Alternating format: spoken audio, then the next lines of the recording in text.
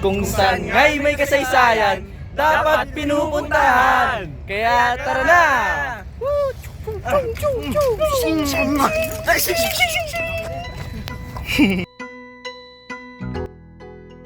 Gandang araw sa ating lahat. Ano nga ba ang iba't ibang mga kagamitan na ginamit ng ating mga ninuno noong unang panahon? Una na nga ay ang bolo. Ito ay ginagamit sa bukid bilang panlinis ng iba't ibang damo upang maging malinis ang kanilang halamanan. Sa kabundukan, ginagamit din ito bilang proteksyon at pangkatay sa mga nahuhuling hayop upang makain. Sa kasaysayan, ang bolo ay ginamit din sa pakikipaglaban sa mga mananakop upang protektahan ang inang bayan. Ang bolo ay sumisimbolo sa pagiging masipag at katapangan.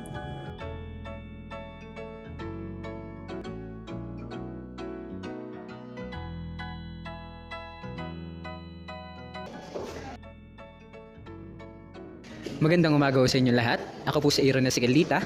Nandito ako ngayon upang ipakita ang iba't ibang uri ng mga palaso na ginagamit ng ating mga ninuno noong unang panahon. Pati na rin bilang bigyang kahalagahan ang mga ito sa pamumuhay ng mga sinaunang Pilipino. Ang mga palasong ito ay makikita dito sa Museo ng Antropolohiya sa May Ermita, Manila, malapit sa Rizal Park. At andito ang mga palasong ito upang bigyan kahalagaan ang pangangaso noong unang panahon sa Pilipinas. Hindi lamang bilang paraan sa paghanap ng pagkain, ngunit pati na rin bigyan kahalagahan ang kultura at depensa sa komunidad.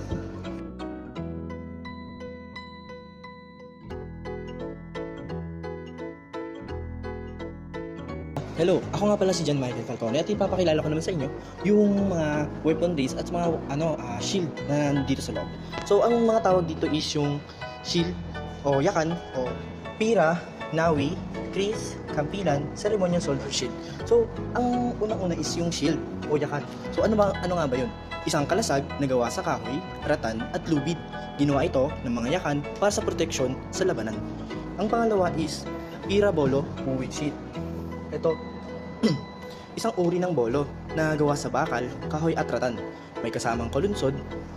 Ito at ginagamit ng mga yakan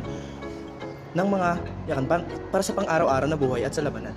At number 3 naman is nawi bolo. So nasa nga ba ang nawi bolo? Andito ang nawi bolo. Isang uri ng bolo na gawa sa bakal, kahoy at ratan. Ginagamit ito ng mga Maguindanao sa pang-araw-araw na buhay at sa labanan.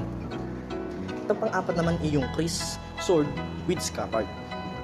Isang uri ng espada na gawa sa bakal, garing at may dekorasyon na pilak at ginto. Ang kris ay isang mahalagang bahagi ng kultura ng mga Maranao.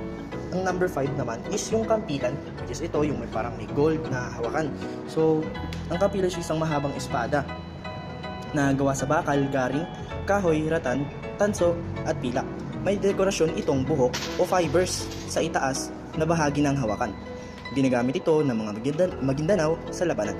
So, ang pang-anim naman is yung ceremonial sword, isang uri ng espada na parang napakalaki. At ito ay ginagamit para sa seremonya at ritual ng mga yakan. At ito na nga is yung panghuli, which is yung seal o tiroray, isang kalasag na gawa sa kahoy at may dekorasyon na pintura. Ginagamit ito ng mga tiroray para sa proteksyon sa labanan. Yun lamang po. Salamat. Ang kahalagahan sa kasaysayan. Ang mga armas at kalasag na ito ay hindi lamang ginagamit sa karahasan.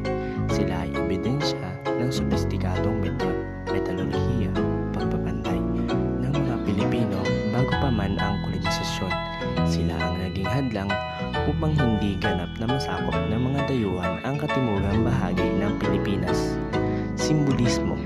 Ang mga palamuti, ginto, pilak, garing at ukit ay nagsasabi ng antas sa lipunan.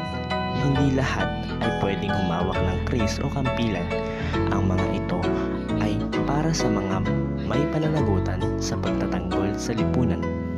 Presentasyon ng museo. Sa mga modernong museo, ang mga ito ay hindi na tinatawag na weapons of war lamang, kundi cultural heritage objects. Inilalahad sila sa paraang magbibigay pugay sa galing ng mga Pilipinong artisano at sa lalim ng ating kasaysayan na madalas ay hindi naisusulat sa mga textbook. Dito ay meron tayong tatlong kanyon o tinatawag na lantaka ng mga Pilipino. Ang lantaka ay gawa sa metal, At pinapatakbo to gamit ang pulbura at ng mga maliliit na bala. Ang ito ay pinapaapoyan ang pulbura para magputok ng mga bala.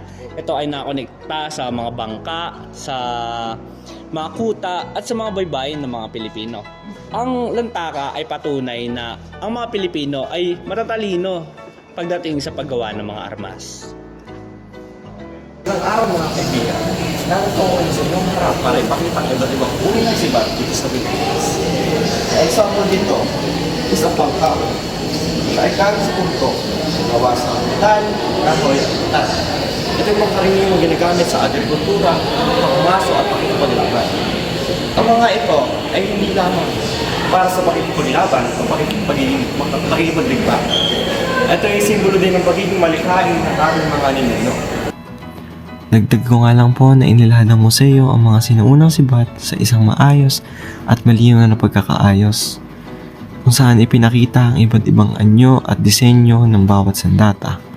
Sa pamamagitan nito ay ipinaliwanag at ayon nga kay William Henry Scott na ang mga sibat ay hindi lamang ginamit sa digmaan at pangangaso, kundi nagsisilbing simbolo ng kapangyarihan at mataas na katayuan sa lipunan ng mga mandirigma at pinuno sa sinaunang pamayan ng Pilipino.